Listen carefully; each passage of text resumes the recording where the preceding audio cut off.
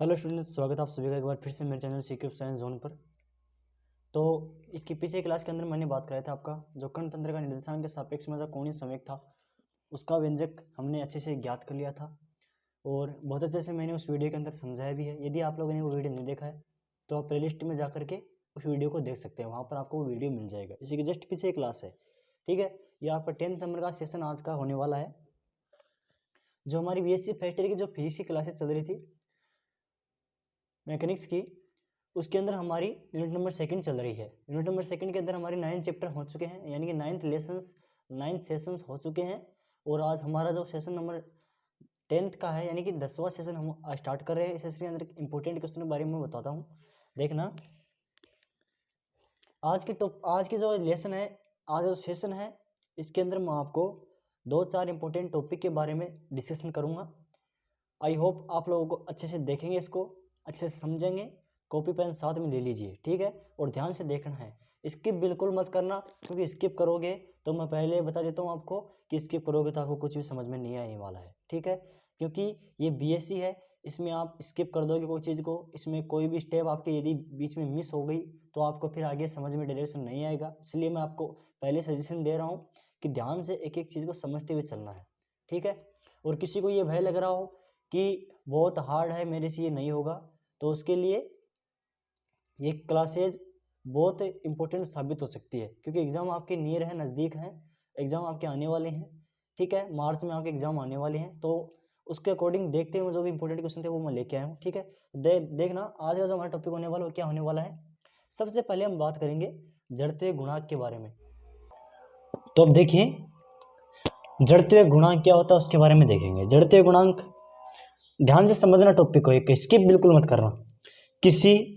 किसी पिंड के द्रव्यमान को उस पिंड का जड़त्वीय गुणांक कहते हैं, यानी कि जो पिंड होता है उसका जो टोटल द्रव्यमान होता है, मास होता है, उसी को हम क्या कहते हैं, जड़त्वीय गुणांक कहते हैं, ठीक है। फिर आता है आपका जड़त्वीय गुणांकों के लिए व्यंजक। अब जड़त्वीय गुणांकों के लिए व्यंजक किस प्रकार से ज्ञात करेंगे उसके बारे में थोड़ा देखेंगे। जड़त्वीय गुणांकों के लिए व्यंजक किस प्रकार से ज्ञात करेंगे, ध्यान से देखना। किसी पिंड को कणों का एक तंत्र मान लेते हैं। अब हमें क्या करना है, इसको ज्ञात करने के लिए कोई पिंड ले लेना है और उसको हमें इस प्रकार से मान लेना है जैसे कोई वो एक कणों का एक तंत्र हो, एक निकाय हो, ठीक है। किसी पिंड को ले लेना है और उसको ऐसे समझना है कि जैसे कोई निकाय है, कोई तंत्र है जिसमें बहुत सारे कण हैं, ठीक है। कणों का एक तंत्र मानकर मूल बिंदु O के सापेक्ष पिंड का कुल कोणीय संवेग ज्ञात करेंगे। अब कोई पिंड है, इसको कणों का निकाय मान लेंगे, फिर जो आपका मूल बिंदु होता है, ठीक है, उससे आपका O के सापेक्ष पिंड का कुल कोणीय संवेग ज्ञात करेंगे। अब कुल कोणीय संवेग क्या होता है आपका, J बराबर, इसको हम J से नोट करेंगे, ठीक है। J बराबर आपका होता है समेशन I/MI, ठीक है। जड़त्वीय गुणांक की बात कर रहा हूँ मैं, RI/VI। अब आपको पता है संवेग क्या होता है, P बराबर mv होता है, ठीक है। और ये आपका m और v आपका वेलोसिटी है, स्थिति में परिवर्तन हो रहा है वेग के सापेक्ष। वेग में परिवर्तन के दर क्या होता है, संवेगित होता है ना, ठीक है। समीकरण नंबर 1। अब देखो, mi होता है आपका आई वेग कण का द्रव्यमान होगा, ri हो जाएगा आपका आई वेग कण की स्थिति सदिश हो जाएगी, और vi हो जाएगी आपका आई वेग कण का वेग हो जाएगा, ठीक है। ये था आपका जड़त्वीय गुणांकों का व्यंजक। अब देखो, इसमें आगे थोड़ा ऐसा इंपॉर्टेंट क्वेश्चन आता है, बहुत ज़्यादा इंपॉर्टेंट है, इसको ध्यान से देखना कि घूर्णन गति में पिंड के लिए RI का परिमाण R मैग्नीट्यूड RI नियत रहता है। यानी कि किसी घूर्णन गति के अंदर किसी पिंड के लिए जो स्थिति होती है उसका परिमाण हमेशा क्या रहता है, नियत रहता है। अतः कण का वेग VI उस पिंड की घूर्णन गति से उत्पन्न होता है। ध्यान रखने वाली बात है, ध्यान से देखना क्या कह रहा है कि कण का वेग VI उस पिंड की घूर्णन गति से उत्पन्न होता है। किससे उत्पन्न होता है, उस पिंड की घूर्णन गति से उत्पन्न होता है, ठीक है। अब V क्या होता है, VI, देखो कोणीय वेग और रेखीय वेग में संबंध है, V बराबर होता है ओमेगा r, तो VI बराबर आपका हो जाएगा omega vector cross R vector, ठीक है। इसको इक्वेशन नंबर देंगे 2, ये आपका समीकरण नंबर 2 हो गया। अब समीकरण 1 और समीकरण 2 से हम कंबाइंड करके देखेंगे। समीकरण 1 और समीकरण 2 से, समीकरण 1 के अंदर VI का मान रख देंगे, ठीक है। देखिए अभी जहाँ ये आपका वी आई का मान है ओमेगा इंटू आर वाला क्रॉस आर वाला, ये आपको समीकरण 1 में रख देना है। इसकी जगह आपका वो मान रख देना है। अब वो हमें ट्रांसफर करना है तो क्या आ जाएगा, आर जे बराबर में आपका हो जाएगा summation m i r i cross omega cross r i, कितना, ओमेगा क्रॉस आर आई, इसको दे देंगे समीकरण नंबर 3। ये आपका हो जाएगा समीकरण नंबर 3 हो जाएगा। अब देखो हम जानते हैं, हम क्या जानते हैं, ए क्रॉस बी क्रॉस सी बराबर में होता है आपका बी ए डॉट सी बराबर सी ए डॉट बी। एक बार इसको इसके साथ में, एक बार इसको, ये तो होता है आपका क्रॉस गुणनफल, ये आपका डॉट गुणनफल। इस प्रकार से रिलेशन होता है इनके मध्य। इसे समीकरण 3 में लागू कर देंगे।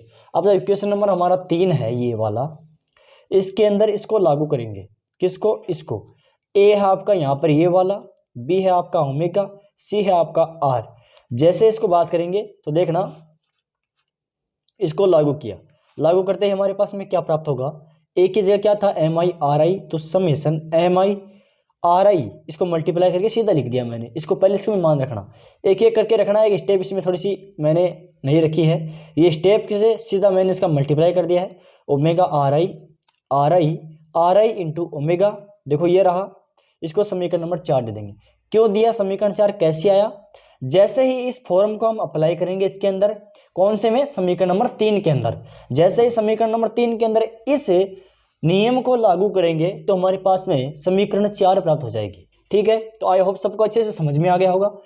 फिर भी नहीं समझ में आया तो एक बार आप फिर से देख सकते हो, रिवाइज करके देख सकते हो। ठीक है, आगे देखिए।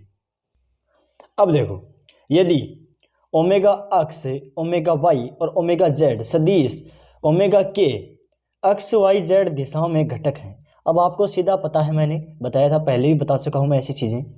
ये ओमेगा अक्ष, ओमेगा वाई, ओमेगा जेड आपके अक्ष वाई जेड में घटक हैं। कौन से घटक है, दिशाओं के घटक हैं, डायरेक्शन के घटक है। ठीक है, अक्ष आई वाई आई और जेड आई आर के घटक हैं। ये आपके स्थिति के घटक, ठीक है, कंपोनेंट है इसके, किसके, पोजीशन के कंपोनेंट है। अब समीकरण 4 को घटकों में रूप में लिखने पर, अब जो समीकरण हमारे पास में 4 था उसको घटकों के रूप में लिख देंगे। देखा, J is equal summation I M I omega अक्ष, देखो ऊपर अक्ष वाई जेड की जगह ओमेगा अक्ष आर आई का स्क्वायर माइनस अक्ष आई आर आई इंटू ओमेगा, समीकरण नंबर इसको दे देंगे 5। ये आ गया हमारे पास में समीकरण नंबर 5। ठीक है, अब देखो थोड़ा टफ है, लेकिन ध्यान से देखोगे तो आपको अच्छे से समझ में आ जाएगा। और बार बार लिखना है इसको, एग्जाम कॉपी के अंदर जैसे इसकी तैयारी करते हो आप, अच्छे से इसको बार बार इसे रफ के अंदर लिखना, ट्राई करना, 2-3 बार लिखोगे तो आपको अच्छे से समझ में आ जाएगा। ठीक है, और एक एक स्टेप को समझते हुए चलना है, ऐसे लिखना ही नहीं है, ऐसे निकालने लग जाओ, सीधा लिख रहे हो। ठीक है, आर ओमेगा सदिश राशि है। यहाँ पर जो आपका आर और ओमेगा है ये आपकी वेक्टर है, सदिश राशियाँ हैं।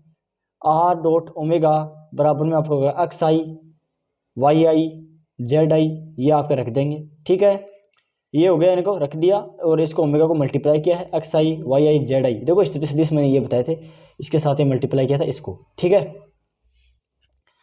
जे एक्स बराबर summation m i x i minus r i का स्क्वायर माइनस एक्स आई का square into omega x plus summation x I y i omega y plus summation m i x I z i omega Z.